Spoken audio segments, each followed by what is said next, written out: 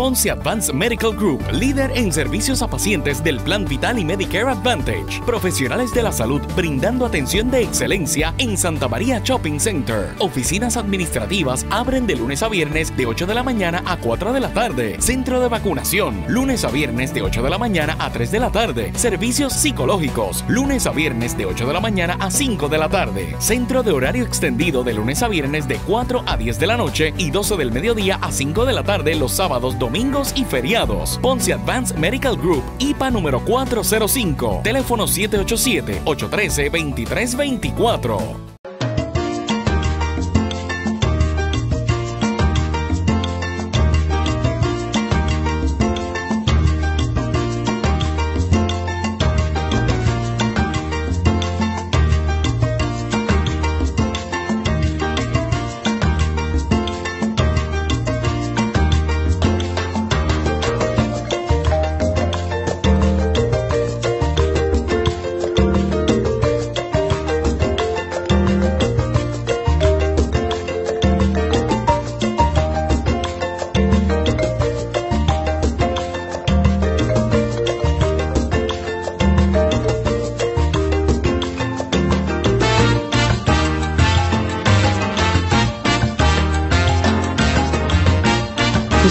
Cuisine and Bar, Restaurant.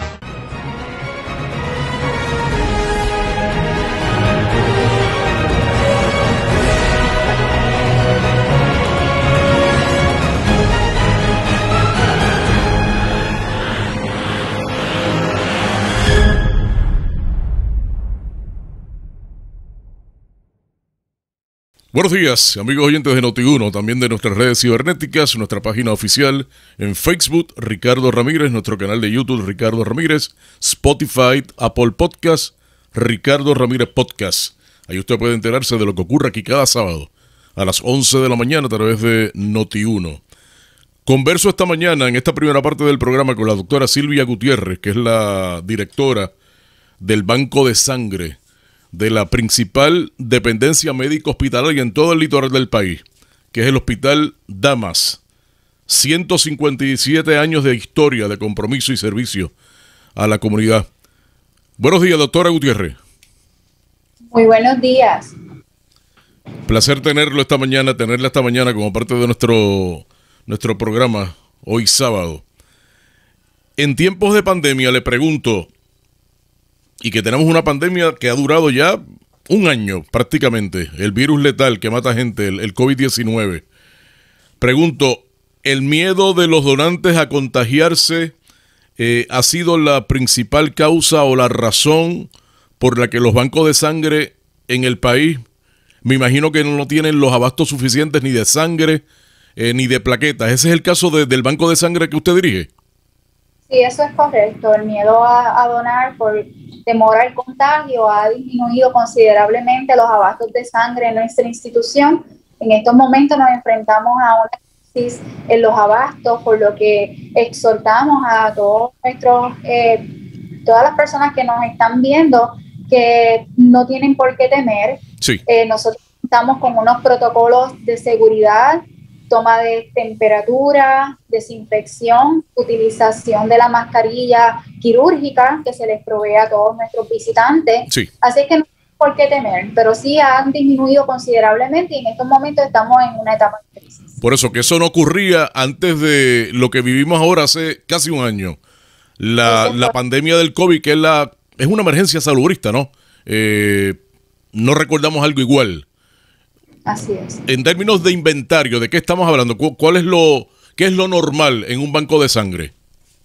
Bueno, nosotros necesitamos por lo menos tener la cantidad suficiente de sangre, porque nosotros contamos con una división de cirugía cardiovascular, que esa división requiere gran cantidad de abastos de sangre. Otro factor que ha contribuido a la disminución considerable de la cantidad abastos de sangre que necesitamos es la situación del clima en los Estados Unidos. Eso agrava el problema. Eso agrava el problema. Sí. Gran parte del inventario que contamos en el hospital proviene de la Cruz Roja, por lo que ellos han reducido la cantidad de componentes que nos pueden enviar a raíz de la situación. Le pregunto, así que el tiene que ser uno saludable para poder cumplir con todas esas cirugías cardiovasculares, que esas cirugías requieren muchas cantidades de sangre. La merma, la baja ha sido significativa, dramática, para evitar, por ejemplo, una posible emergencia.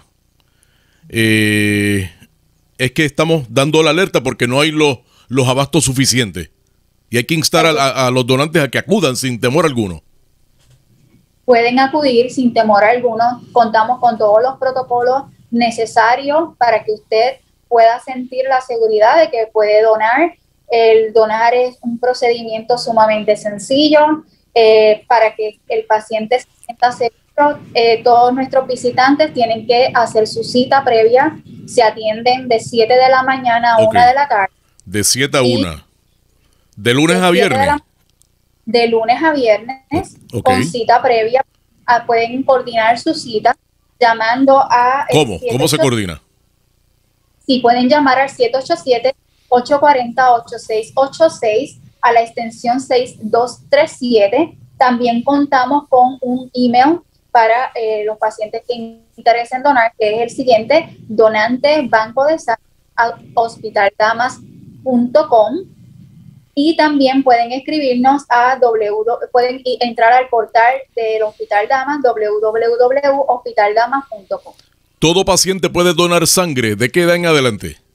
Sí, todo paciente de 16 años hasta 65 años, y la salvedad es que los pacientes de 16 y 17 años requieren autorización de sus padres. El paciente tiene que estar en un buen estado de salud, no debe tener ningún síntoma gripal, no debe tener fiebre para poder así donar. Sí. Importante que el paciente esté hidratado al momento de la donación. Bien alimentado. Bien alimentado. Puede desayunar el día que vaya a hacer su donación, se puede tomar sus medicamentos que toma usualmente. O sea que no es necesario estar en ayuna. No es necesario estar en ayuna, debe tener una buena hidratación para que pueda entonces así donar. Si tiene algún síntoma catarral, si tiene fiebre, preferible no done. Siempre el paciente va a pasar por un proceso de entrevista donde el enfermero que lo va a entrevistar va a discernir si el paciente es candidato para donación. ¿Tiene que llevar algún tipo de identificación? Sí, es importante que el paciente nos provea su identificación con fotos para poder validar su información. Y es desde los 16 años hasta los 65 años, y los pacientes de 16 y 17 años con autorización de su familiar, de sus parientes. Doctora, estamos en el nivel más bajo. ¿Cómo está el inventario actual? En el día de hoy no tengo conocimiento cuál es el que está actual, pero no tenemos la cantidad suficiente, el banco de sangre, para poder cubrir todas las necesidades. Es importante, como les mencioné anteriormente, nosotros somos una institución que contamos con un centro cardiovascular, cual requiere muchas cantidades de sangre. De igual forma, recibimos pacientes de trauma, pacientes con condiciones hematológicas como anemia de sickle cell, talasemia. Recibimos de todo tipo de pacientes pediátricos, que todos estos pacientes en algún momento dado requieren transfusión de sangre. Así es que cualquier donación es bien recibida para poder levantar ese inventario y poder suplirle a nuestros pacientes esa necesidad de sangre. Antes del inicio de la pandemia, que como dije va para un año ya, lo normal era ¿cuánto? Por ejemplo, abastos de sangre y plaquetas, ¿por cuánto tiempo? ¿1, 2 semanas? Sí, la cantidad, las plaquetas nos duran 7 días en inventario. La sangre dura un poco más, pero es bien importante que la cantidad que estamos teniendo ahora, pues como les mencioné anteriormente, es bien por debajo a lo que necesitamos, ¿verdad? Mantener para poder suplir la cirugía cardiovascular, que es lo más que nos preocupa. O sea, la situación es tan difícil que tendríamos en este momento sangre para ¿cuántos días y plaquetas? Yo diría que como para un día, 2 días. Sí. Porque como le mencioné anteriormente, la situación con la Cruz Roja, que es la que nos suple, podemos, por ejemplo, hacer un pedido a la Cruz Roja y solicitar 20 unidades de sangre, por dar un ejemplo, y ahora mismo ellos no pueden estar despachando 5 unidades de las 20 unidades que se solicitaron. O sea que siempre, pues, ellos nos suplen, nos envían la cantidad que ordenamos, pero en estos momentos la Cruz Roja nos ha disminuido la cantidad de sangre que nos está supliendo, y para poder suplirnos la sangre tiene que pasar por la aprobación del director médico de la Cruz Roja para poder suplir esa sangre. Y donar sangre es dar vida. Así mismo es. Con una unidad de sangre podemos salvar hasta 3 vidas si es que dividimos esa sangre en los componentes principales: células rojas, plaquetas y plasma. ¿Cuántas vidas se podrían salvar o se podrían perder? Muchas vidas se pueden perder. Un paciente que, por ejemplo, un paciente que llega de trauma, que requiere transfusión inmediata, que tenga unos niveles de hemoglobina sumamente bajos, que no pueda sostener su función cardiovascular, ese paciente puede morir en el evento de que no tengamos la cantidad de sangre suficiente para poder transfundirlo y salvarle la vida. O sea que si donamos sangre podemos salvar vidas. Así es. Y su reclamo es que la gente acuda sin temor alguno. No hay ningún riesgo para el que se decide a donar sangre. No hay riesgo alguno. Los pacientes van a pasar por un proceso de entrevista con nuestra enfermera, donde se van a identificar factores de riesgo asociados a su donación. Es un procedimiento sumamente sencillo que dura de 20 a 30 minutos. Durante el proceso de la transfusión, la gran mayoría de los pacientes no presentan ningún síntoma. Luego de la transfusión, el paciente va a permanecer por 15 minutos en nuestra unidad, observado directamente por nuestro personal. Se le provee agua al paciente, se le provee un snack para posterior a la donación. Y se observa por 15 minutos. A los 15 minutos el paciente puede retirarse de presentar algún síntoma posterior a la donación. Eso ocurre. Eso ocurre. ¿Hay algún riesgo en ese sentido de una reacción luego de donar sangre? Siempre a cualquier procedimiento hay riesgos asociados, los cuales son mínimos. Sí. El paciente puede experimentar disminución de su presión sanguínea, puede presentar algún tipo de debilidad, puede presentar dificultad respiratoria, puede presentar mareo, pero siempre nosotros contamos con el personal debidamente adiestrado para que si el paciente presenta cualquier tipo de síntoma asociado a la donación, se atienda inmediatamente. Sí, que hay una preparación previa antes de donar sangre. Correcto. ¿Cada cuánto tiempo se puede donar sangre, doctora? Cada 2 meses. Sí. Si usted es un donante regular, usted está en buen estado de salud, puede donar cada 2 meses. Cada 2 meses. Los más que donan sangre están entre qué edades y qué sexo, femenino, masculino. Hay de todo un poco. Usualmente edad media son los más que donan. Sí, adultos mayores. Adultos mayores y las féminas casi siempre donan. Bueno, recapitulando, hay necesidad de donar sangre.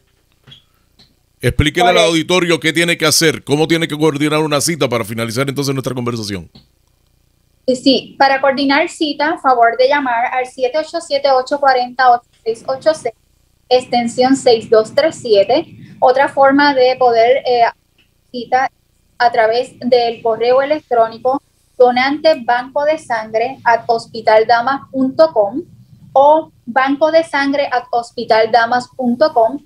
Hace su cita y el día en que usted venga a hacer su donación tiene que pasar por el área donde están los guardias del hospital, donde le van a la debida protección, toma de temperatura, alcohol y la mascarilla adecuada. Va a pasar al banco de sangre donde va a realizar su proceso, va a pasar un proceso de entrevista, el proceso de donación, que como les mencioné dura de 20 a 30 minutos, y luego 15 minutos que usted estaría en observación para identificar posibles reacciones adversas, y eso sería básicamente todo. Y que los oyentes y los cibernautas no tengan miedo de donar sangre. no hay por qué tener miedo de donar sangre porque contamos con todas las medidas de seguridad. Todo nuestro personal está debidamente capacitado y entrenado para atenderle a usted y usted puede estar seguro que puede donar sin ningún tipo de riesgo a infección. ¿Cómo no? Por el coronavirus, que es lo que preocupa a la población. Gracias a la doctora Silvia Gutiérrez, que es patóloga, es la directora del Banco de Sangre del Hospital Damas, aquí en el Ponce Bypass. ¿Algo más?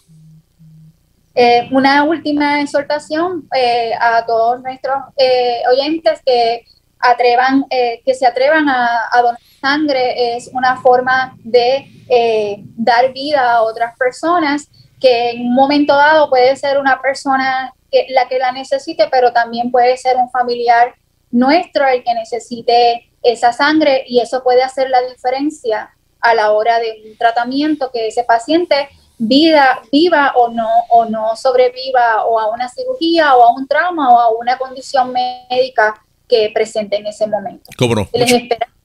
Gracias. Y éxitos en esa campaña para que existan los actos de sangre necesarios para evitar una posible emergencia. Gracias, doctora. Gracias a ustedes por la oportunidad. Pausa y regreso con más de En Directo desde Ponce a través de Noti1. Cuando regrese, converso con la senadora independentista María de Lourdes Santiago. Volvemos.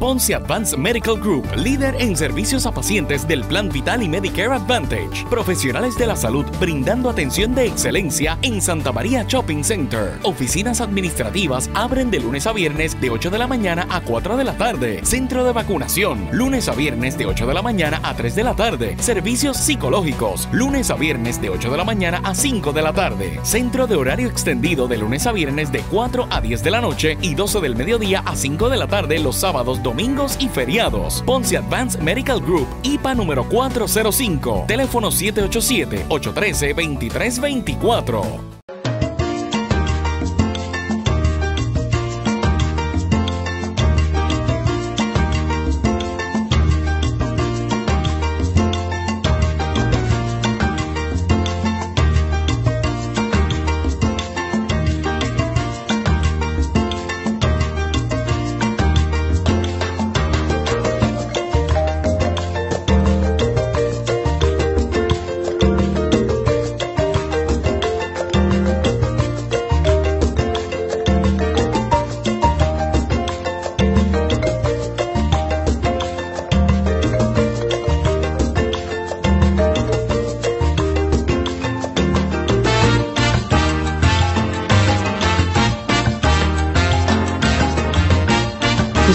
Cuisine and Bar, Restaurant.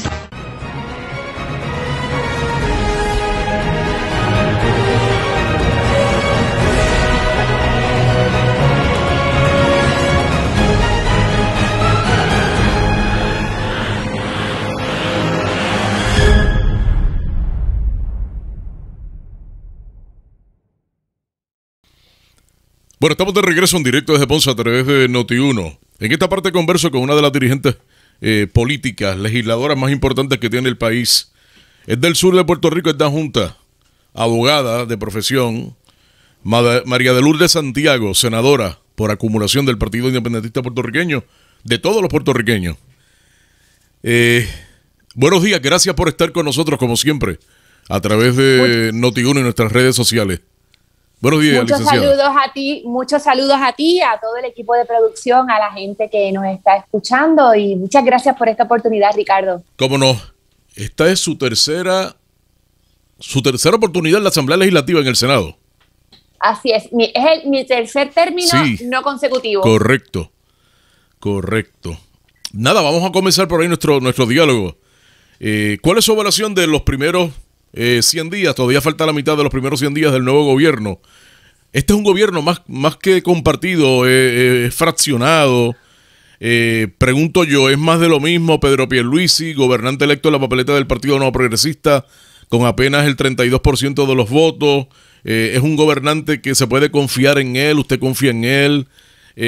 ¿Hay visión, hay voluntad, hay buena gobernanza en el país, por lo menos en el poco tiempo que lleva este cuatrenio? Yo creo que ha habido unos asuntos fundamentales con tropiezos bien serios. Sí. El tema del manejo de la pandemia, del regreso a las escuelas, el tema de la discusión del futuro político de Puerto Rico y la insistencia en sufragar con fondos públicos los cabilderos del Partido Nuevo Progresista. Pero sí creo, Ricardo, que es bien importante subrayar que estamos en un cuatrenio distinto por la pluralidad de los resultados electorales y que yo quisiera pensar que este es el inicio a una transición a una forma de gobierno que refleje más justamente la diversidad de las puertorriqueñas y puertorriqueños. Imagínense, en el cuerpo legislativo que usted está hay 5 partidos representados y un legislador independiente que por segunda ocasión de forma consecutiva logra el aval del electorado. Y se ha visto, ¿no?, ya en los trabajos legislativos cómo podemos coincidir en muchísimos asuntos, tener diferencias importantes, en algunos casos insalvables, en otros. Pero la gente preguntaba al principio, ¿y cómo se va a gobernar así? Bueno, pero es que esto es lo natural. El partido el país no se divide en 2 fuerzas únicamente. Y esa pluralidad está mejor representada en este momento. Bueno, y 3 poderes ejecutivos y ya esto de partidos de mayoría que pasó a la historia, por lo menos en este cuatrenio. Así es, en el caso del Senado en particular, que somos 27 senadoras y senadores, la mayoría 2 votos solamente. 14 y le faltan 2 votos al Partido Popular para tenerlo. Así es. El gobierno de turno, el aparato que administra el país, las agencias de gobierno, el ejecutivo, Pedro Pierluisi, ¿ha cometido errores que usted no esperaba? Creo que para mí el tema de la reapertura de las escuelas, yo creo que ha sido manejado con mucha torpeza. Aquí había esa es la decisión más importante en términos de gobierno que ha tenido esta administración. Y había una oportunidad extraordinaria para decir, mira, vamos a sentarnos todos a la mesa. Vamos a acordar cuáles son los términos seguros y justos para la apertura de escuela. Vamos a empezar con un proyecto modesto de reapertura. Vamos a incluir a las familias, a las maestras. Y creo que todo el descontento que hay en el país tiene que ver con esa forma impositiva, con el doble discurso también. El Departamento de Salud diciendo no se puede regresar a las escuelas. El departamento diciendo, pero sí vamos a regresar. Y la falta de transparencia, cómo es que apenas ayer nos enteramos de las escuelas que van a estar preparándose para abrir la semana que viene. Esa parte del secreto, de la nébula, todavía queda por explicarse. ¿Cómo es que eso le hace bien al país? Lo sabrán ellos. Vamos por parte. Esa orden ejecutiva que firmó el gobernador viabilizando las clases presenciales, autorizando la reapertura de las escuelas a partir de mañana, de este lunes 1 de marzo, siempre y cuando las 115 planteles escolares que anunció la secretaria designada Elba Ponte, que estarían disponibles, tienen ahora que recibir el aval del Departamento de Salud para ver si tienen los protocolos necesarios de salud y seguridad para lidiar con los pacientes con el virus del COVID, ¿no? Que es letal, que llevamos un año con esta pandemia salubrista. ¿Usted cree que esa orden ejecutiva estuvo mal? ¿Fue desacertada? Fue desacertada, todo el proceso ha sido desacertado, la incapacidad de la secretaria designada para dar respuestas concretas. Ya hay escuelas que luego del anuncio de la secretaria están diciendo, no, nosotros no vamos a estar listos, estamos en la lista, pero no hay forma de que estemos preparados para recibir estudiantes en un término de aproximadamente una semana o 2, porque tampoco está claro, ¿verdad?, en cada escuela cuándo va a ser el regreso. 115 planteles que estarían disponibles según educación, el lunes, pero clases presenciales ya el 10 de marzo, que es el miércoles de la otra semana de arriba. Y entonces uno se plantea, ¿verdad? En más de un año no ha sido posible inspeccionar todas las escuelas para determinar el elemento de sismoresistencia. No, eso es terrible. Por no entrar en el problema mayor de qué vamos a hacer con los estudiantes de las escuelas destruidas o las que sufrieron daños irreparables. Las otras escuelas en el país. Ese estudio no se ha hecho en más de un año. La prevención de que cientos de escuelas vayan a ser examinadas de forma cabal, responsable, de aquí al comienzo presencial, y que todavía no sepamos cuál va a ser la próxima etapa. Aún todos los sectores, y yo creo que hay un consenso en dos cosas, Ricardo, que es importante volver a la escuela, es fundamental. Sí. Y tiene que hacerse en condiciones seguras. O sea, ¿los niños prefieren ir a la escuela? Yo creo... Estar en el aula escolar y no encerrado en una habitación de su hogar, cogiendo clases vía remoto, a distancia. El elemento de socialización que le ha quitado el encierro a la vida de los niños y las niñas es fundamental, es fundamental, sobre todo para niños en etapas tempranas del desarrollo que no se van a comunicar con sus amigos de otra forma, para niños y niñas con diversidad funcional. El encierro no es bueno para nadie, esto ha durado demasiado, pero creo que había otras formas de consenso, de apertura para trabajar este tema del regreso a las clases presenciales. Todo un año vía remoto, a distancia, ha sido dañino para el sistema educativo, pedagógicamente hablando. ¿Ha habido rezago académico? En algunos casos sí, y en otros casos no, que ese es otro elemento importante. Tú puedes tener en un mismo grupo niños y niñas que se conectaron de manera consistente, que asistieron a su clase, que cumplieron con ciertas expectativas académicas. Sí. Pero ese no es el caso del 100%, no importa la efectividad de la maestra, la disposición de la familia, afectó mucho los primeros problemas de conectividad, de falta de dispositivos electrónicos, y aún en condiciones ideales de educación a distancia no se puede reproducir la misma dinámica de la clase presencial, y creo que un tema fundamental que no se quiere hablar de parte del departamento es cómo en términos pedagógicos vamos a trabajar ese regreso. Yo creo que debe haber un reconocimiento a la autonomía de las maestras, que decidan por dónde retomar sus cursos, y que hay que dejar de lado el tema de la estandarización, que es malo siempre y en estas circunstancias aún peor. Como madre, ¿cuál es su consejo a los padres de este país? Que no envíen sus hijos a la escuela cuando esas 115 escuelas estén certificadas por salud pública. Cada familia tiene que tomar su determinación y yo no quiero animar. Bueno, el regreso es paulatino, la realidad es que es paulatino y es voluntario. Y es voluntario, y que la inmensa, voluntario hasta cierto punto, porque si a tu hijo lo convocan a clases presenciales, ¿de qué manera es que y tú decides no enviarlo? ¿Cómo es que ese niño o niña va a continuar su proceso educativo hasta el fin de este semestre? Eso tampoco está muy claro. Y hay que tener mucho cuidado con la pretensión de imponerle a cada maestra. Bueno, aquí se ha dicho que el que no quiera regresar a la clase presencialmente puede seguir vía remoto. Bueno, pero ¿y quién va a dirigir ese proceso remoto? ¿O va a ser estudio asincrónico con módulos? Conocemos los problemas que hubo con los módulos. Esa parte todavía no está muy clara. ¿Usted personalmente no enviaría a sus hijos a la escuela? A mi hijo, si la escuela de él abriera en este momento, yo no lo enviaría. ¿Y ese consejo es extensivo a los padres? No, yo no estoy dando consejos, ni quiero que se interprete de lejos que quiero influir desde mi posición en lo que son decisiones familiares particulares. Pero lo que me parece importante es que habrá un número de escuelas definido, ¿verdad? Los que vayan a abrir ahora.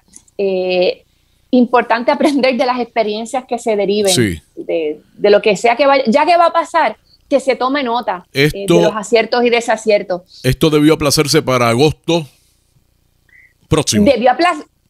Sí, pero no simplemente aplazarlo por aplazarlo, es aplazarlo activando los consejos escolares, los comités de organización escolar, los comités de salud y seguridad, porque es decir, dejamos el mismo rollo de una manera impositiva y lo empezamos en agosto porque sí, pues tampoco es. La idea es utilizar un tiempo preparatorio. Yo creo, Ricardo, también de la experiencia que hemos tenido, ¿qué elementos podemos rescatar y preservar de la educación a distancia? A mí como madre, por ejemplo, me parece que el uso de la plataforma Teams es un instrumento valioso para tú seguir. O sea, yo sé qué clases tuvo mi hijo, yo sé qué asignaciones tiene, si las contestó, veo los mensajes de la maestra, veo el chat. de todo el grupo. Que la educación a distancia que puso en vigor el sistema público de enseñanza no fue del todo mala. Obligó a que se hiciera ese avance en tecnología que debía haber empezado hace tiempo, que todos los estudiantes tengan su computadora, que puedan contar con conexión efectiva a la internet, que exista, de nuevo, recordando que aún con la computadora en la casa hay unos elementos de alfabetización digital con los que hay que trabajar, pero creo que de lo malo que hemos vivido, rescatar esa experiencia de cómo movemos la tecnología a favor de los niños y niñas y de las maestras y maestros. Licenciada, va a ser una muerte ya anunciada, la no confirmación, no se le va a dar el consejo y consentimiento a la actual secretaria designada de Educación, Elba Ponte. Yo quiero hablar sobre ese particular. Regreso en breve con María de Lourdes Santiago, senadora independentista. Hoy converso con ella en directo desde Ponce a través de Noti1. Volvemos.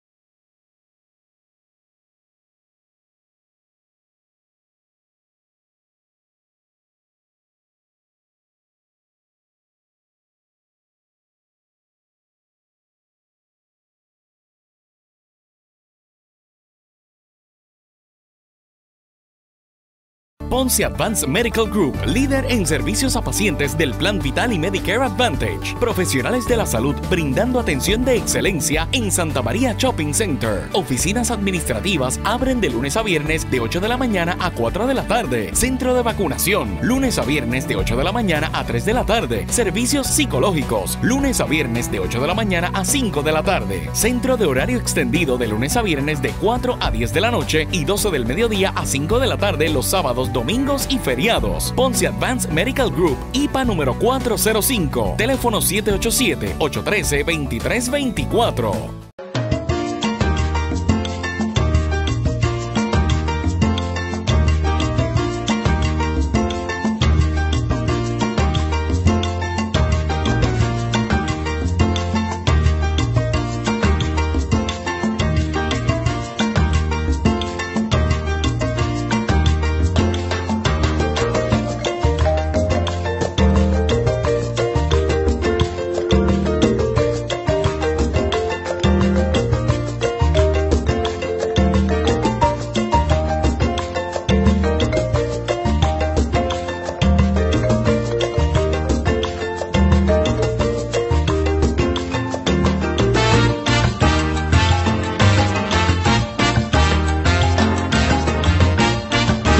Cuisine and Bar, Restaurant.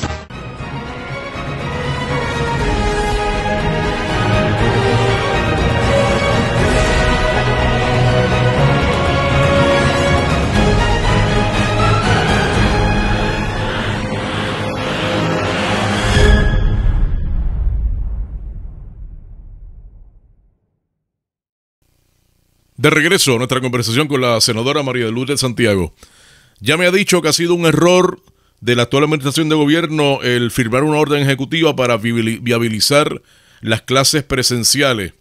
Le pregunto yo, ¿el sistema público de enseñanza tiene una buena funcionaria en Elba Ponte, que ha sido designada para ser secretaria de Educación Pública y que ahora se va a enfrentar al aval o rechazo de la alta cámara, que es la que tiene el poder para dar consejo y consentimiento a su nominación?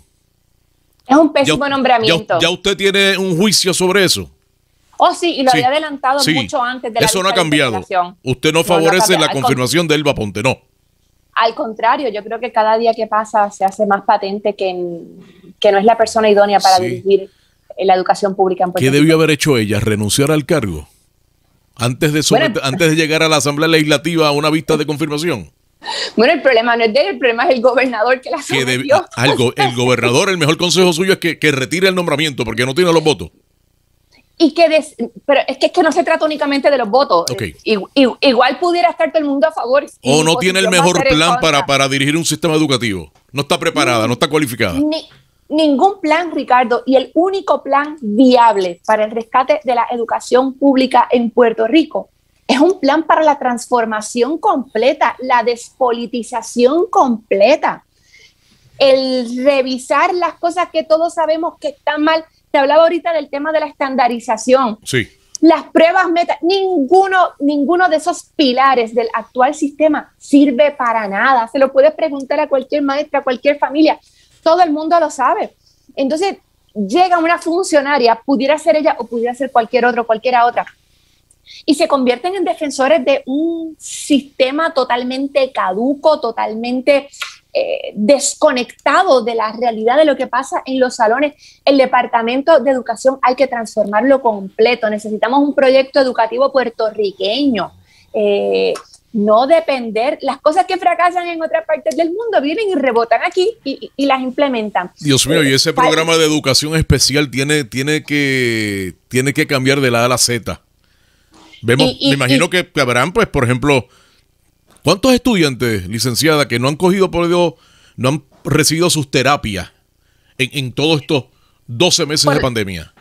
Por lo menos 30,000 en los números que nos reveló el secretario asociado de Educación en la vista que celebramos la semana pasada. Sí. Yo estoy presidiendo... esa comisión, usted preside, sí, la comisión especial que se hizo de monitoría, ¿no? De ese programa. Y son muy preocupantes los datos que da el departamento, porque cuando una terapia no se da, Ricardo, tampoco es que tú lo puedas... Esto no es un ejercicio aritmético acumulativo. Sí. Si tú tienes una niña que no recibió terapia por 6 meses, el duplicar la periodicidad de esas terapias no necesariamente va a compensar el tiempo perdido, las destrezas que se quedaron rezagadas, el efecto que eso tuvo en el aprovechamiento académico es algo un poco más complicado que eso y varía de niño a niño, y esto es fundamental entenderlo. Ahorita cuando hablábamos del regreso a las clases, mira, hay personas que plantean que en el caso de ciertos diagnósticos muy complejos en que la ubicación es 1 a 1, grupos de un niño, de 2 niños, de 3 niñas, pues quizás debemos comenzar con el consentimiento de los padres, con los protocolos debidos a recibir esos niños y niñas que tienen dificultades muy particulares con la educación a distancia. Pero no hay de parte del departamento, a pesar de que son 103,000 niños y niñas de educación especial, cerca de un 40% de la matrícula. Pero en el plan de regreso a la escuela no hay una consideración a las necesidades particulares de esa matrícula. La disponibilidad de las T1, por ejemplo, quedan 900 T1 sin contratar. Entonces, pues, ¿cómo sabemos que van a estar disponibles para X escuela, para X estudiantes en el momento en que sea el regreso a las clases presenciales? O sea, en este momento no tenemos el mejor programa de educación especial en el sistema público de enseñanza. Tenemos elementos muy valiosos que hay que conservar y elementos terribles que hay que descartar, comenzando por lo que son los conceptos de integración, comenzando por las denominadas rutas que ha impuesto el departamento, que en algunos casos pueden representar un avance, en otros puede ser el descartar proyectos que sí estaban funcionando, la necesidad de preparar a las maestras y maestros de corriente regular para atender a niños y niñas con diversidad funcional. Son muchos asuntos que hay que corregir. ¿Por qué la designada secretaria de Educación, Elba Aponte, no debe ser confirmada por la Alta Cámara como secretaria en propiedad? Primero porque me parece que es alguien con una vocación de continuidad con un sistema que no sirve, que nada le va a añadir al derecho humano a la educación en Puerto Rico. Segundo, creo que hay un conflicto de intereses insalvable en que quien representaba al representante exclusivo, quien era presidenta del representante exclusivo, la Asociación de Maestros de Puerto Rico, que es la asociación, de pronto asuma la posición del patrono. Me parece que hay un conflicto insalvable. Y porque creo que en decisiones puntuales como el nombramiento del excomisionado PNP también a la subsecretaría, como subsecretario, creo que esa es una intención de continuar con la politización del departamento cuando el país está pidiendo a gritos. Nombramiento que ella no ha retirado. No ha retirado. Y hasta esta fecha, Denis Márquez logró interrogarla en la vista de la sesión de interpelación. Sí, en la Cámara. Donde vimos, ¿verdad?, toda esa parsimonia fingida y esta dilación y buscando. Pero en el Senado, pues ya ha habido 2 vistas a las que se ha ausentado, a las que se le ha convocado y ha decidido no participar. Ahora que habla de ese proceso de interpelación en la Cámara, ¿cómo usted vio ese proceso? ¿No fue robarle el liderato legislativo al Senado? Porque o es una tampoco una intromisión indebida para nada, ¿no? No, y a mí, aquí hay mucha gente... Y que la Cámara lo que pasa es que la Cámara le recomienda al Senado no la confirmen también. Bueno, pues, y al que no le moleste, la recomendación con no seguir la tiene. O sea, esta idea de que la Cámara usurpó poderes del Senado, eso caramba, no. Vamos a poner la cosa en perspectiva. No. Que la sesión de interpelación... yo creo que 10 horas de interrogatorio a alguien es un exceso, ¿verdad? Yo creo que las sesiones de interpelación... Sí, eso pasó. Pero estaba justificado el hecho de que se le convocara a una sesión de interpelación. Pero si es el tema fundamental en el país, el regreso a clases, claro que sí. Está interesante. Yo no tengo problema con... Ahora, lo que sí me parece que quedó en evidencia ante el país es que la secretaria contestaba dependiendo de quién le preguntara. Oiga, o sea, en resumen, ella no tiene los votos para ser confirmada. Lo mejor es que ella... yo no he dicho eso. Le pregunto, ¿tiene los 14 votos? ¿Usted que está allí? Yo no sé, no tiene el mío. Yo no he sacado cuenta. ¿Cree que tiene los 14 votos, honradamente hablando? No sé, de verdad no sé. Entiendo que hay legisladores del Partido Popular que han dicho que quieren esperar a las vistas públicas de confirmación. Si la confirmaran, ¿sería un error confirmarla? Definitivamente. Carlos Mellado es un buen secretario de salud que debe ser confirmado al cargo. Tengo mis reservas con él y ahí sí esperaré al proceso de confirmación. Hay unas preguntas que tienen que contestar sobre el manejo de la pandemia, sobre el futuro del Departamento de Salud, que está atravesando por las dificultades que todos conocemos, por cuál debe ser el modelo de salud que continúe implementándose en el país. Así que ahí no tengo una determinación. O sea, en este momento tienes reservas. Si el nombramiento se viera esta tarde, digamos. ¿Tienes reservas? No sé, perdona, si se ve sin vistas públicas es en contra. O sea, que hay que acabar con la costumbre para empezar por ahí. Nombramientos sin vistas públicas, pero no creo que eso vaya a pasar. ¿Ha logrado, se ha reunido con él? No. ¿Va a hacerlo? No me ha pedido cita. No. ¿Cree que es una buena designación? De nuevo, tengo que evaluarla. Si creyera que es una buena, te adelantaba mi criterio. ¿No? Tienes reserva. La respuesta de este gobierno a la pandemia, ¿cuál ha sido? ¿Cómo usted la evalúa? ¿Más de lo mismo? Una continuación. Mira. ¿O no ha habido mejora en el manejo? Yo creo que esto hay que verlo. Hay unas decisiones que se tomaron al principio de la pandemia que fueron acertadas, como el primer cierre. Creo que en el momento en que comenzó a tener más peso el comité con injerencia en lo económico que el comité a cargo del elemento salubrista, pues ahí comenzaron a cometerse errores. Creo que el tema del manejo de las vacunas no ha sido satisfactorio. Y todavía me parece que va a seguir prevaleciendo el criterio económico sobre el criterio salubrista y que algo de eso está detrás de la reapertura tan apresurada de las escuelas. ¿Y usted está insatisfecha con ese manejo? Estoy insatisfecha, pero ese no es el único tema en salud en Puerto Rico. No, este es el tema del COVID, que es el tema que más preocupa. Claro está, porque hay una pandemia. Es el tema esencial, pero no podemos olvidarnos que aquí detrás de todo esto está el gravísimo problema de acceso a salud en condiciones dignas y eficientes para toda la población. El dominio de las aseguradoras sobre las determinaciones de salud en el país.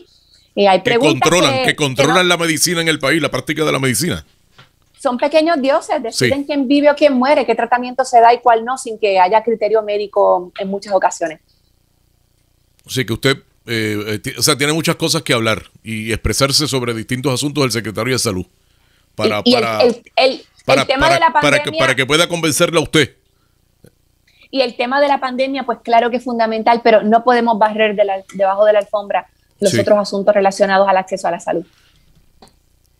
¿Va a votar a favor de alguien? ¿Del secretario del secretario de Justicia va a votar a favor de Manueli? Pues mira, estoy evaluando, me reuní con el secretario Emanueli, me reuní con la ingeniera Vélez Vega, designada a Transportación y Obras Públicas. Me causó muy buena impresión. Ambos, es la primera Emanuel vez y ella. Y en particular la ingeniera. Sí, qué bien. Creo que trae una visión muy fresca a Transportación y Obras Públicas. ¿No vacilaría en votar a favor de esos dos nombramientos? ¿Está inclinada a hacerlo? Con ninguno me he comprometido, con todos he dicho que estaré esperando. Pero le han causado buena impresión. Sí. Y Manuel Sidre, de secretario de Desarrollo Económico, Manuel Sidre, ¿qué le parece?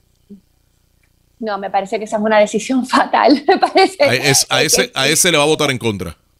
Creo que ahí estamos hablando de alguien que el país conoce. Fuimos candidatos a la gobernación ambos en el 2016, así que tuve oportunidad extensa, más de las que puede dar cualquier proceso de vistas públicas, de escuchar su posición sobre el tema económico. Pausa y regreso porque quiero hablar si va a votar a favor de la confirmación del ex senador, hoy secretario de Estado designado, Larry Seilhammer. Regreso en breve, Noti1 continúa.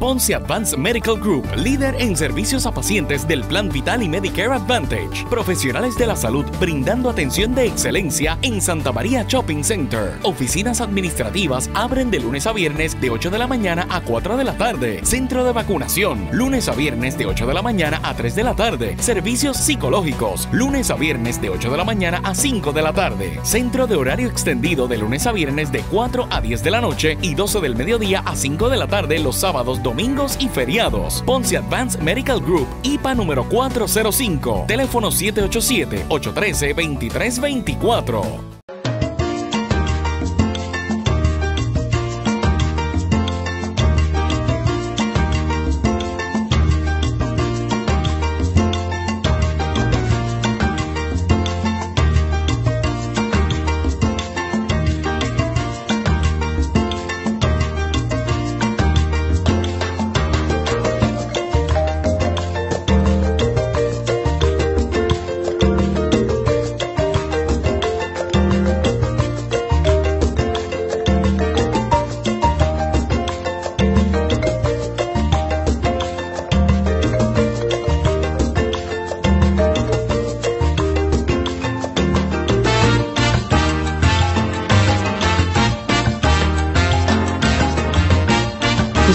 Cuisine and Bar, Restaurant.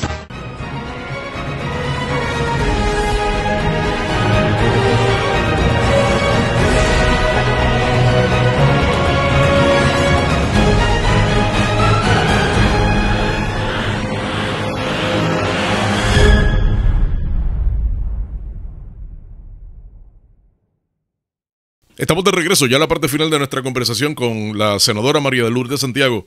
Senadora, antes de pasar al tema de Larry Seilhammer y expresiones que ha hecho, pues que han causado molestia en un sector estadista y de senadores y representantes del PNP, ¿usted favorece que se inicie un proceso de vacunación contra el COVID para todos los legisladores, Cámara y Senado y todos los componentes de la Asamblea Legislativa?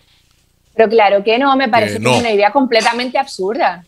Porque ya la Cámara lo solicitó. Las personas que tengan más de 65 años y que por razón de su edad. Por razón de edad. Sí pueden hacerlo. Como el resto del país. Correcto. Y en su momento, según se vayan abriendo otras fases, personas que tengan alguna vulnerabilidad particular y caigan dentro del criterio general, pero establecer una categoría para el Capitolio, para saltarse el turno de mucha gente que está más expuesta.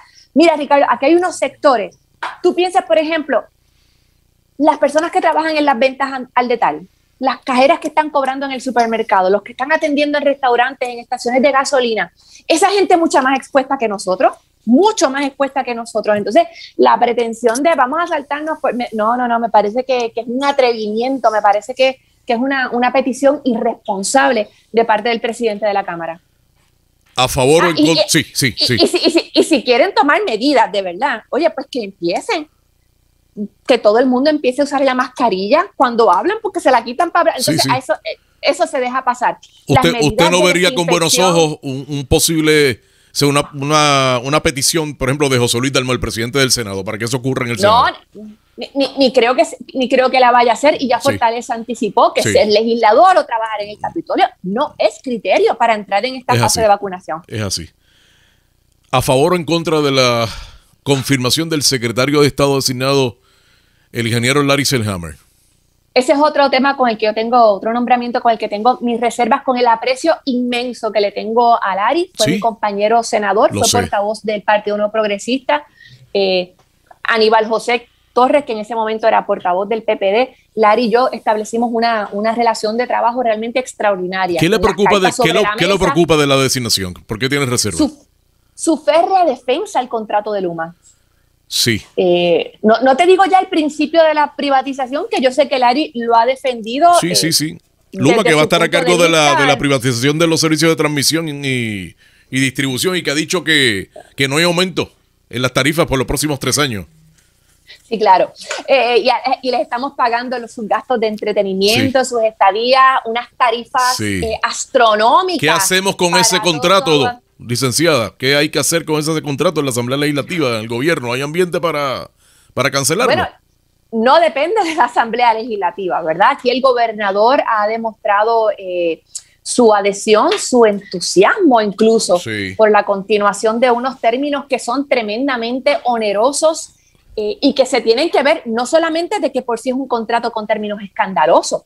Es que en conjunto con el resto de la reestructuración de la deuda van a resultar en unos acuerdos que son insostenibles, con los que el pueblo de Puerto Rico no va a poder cumplir. ¿Es un contrato leonino o es que realmente no es necesaria la privatización de ese servicio de transmisión y de distribución? Ambas cosas son ciertas, no son excluyentes.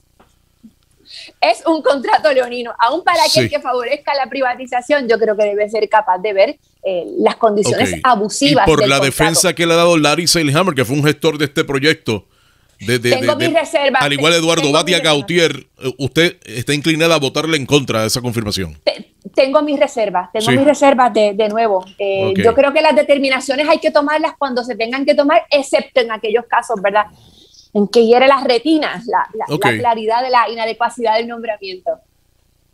Pero, sin embargo, lo que ha molestado a la mayoría de los representantes y senadores del PNP es que él hizo unas expresiones en contra de la estadidad, de que, por ejemplo, un país en quiebra, con problemas fiscales y económicos como Puerto Rico, pues no debe ser aceptado como parte de la Unión. Bueno, pero allá ellos son azules y se entienden, ¿verdad? Pero la realidad es que hay 3 criterios que históricamente se han aplicado para la admisión de un Estado.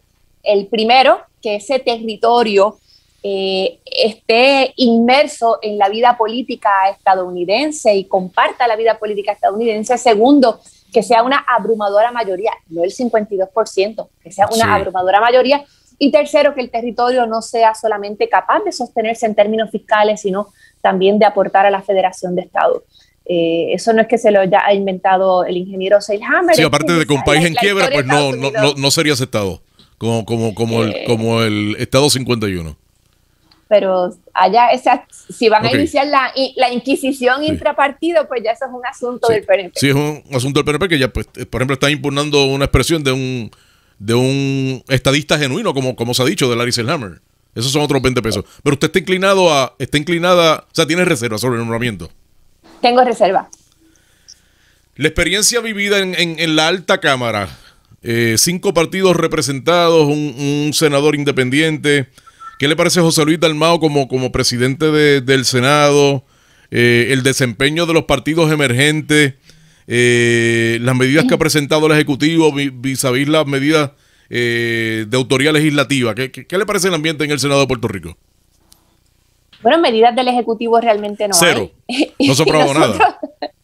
Y nosotros en el Senado básicamente hemos trabajado aprobando resoluciones de investigación. Se trató de bajar un proyecto muy nocivo y logré detenerlo. En esta pasada semana se quería extender el límite de responsabilidad en casos de impericia médica que le aplica al Estado. Se le quería extender a todos los médicos que están haciendo su residencia, a los médicos que supervisan residencia de todas las especialidades, de todos los hospitales. Eso es una barbaridad, eso era un donativo a la industria de las aseguradoras y los hospitales privados, así que logré que se detuviera la consideración del proyecto, que es el único proyecto de envergadura que creo que se ha visto en estas semanas. Estamos todavía...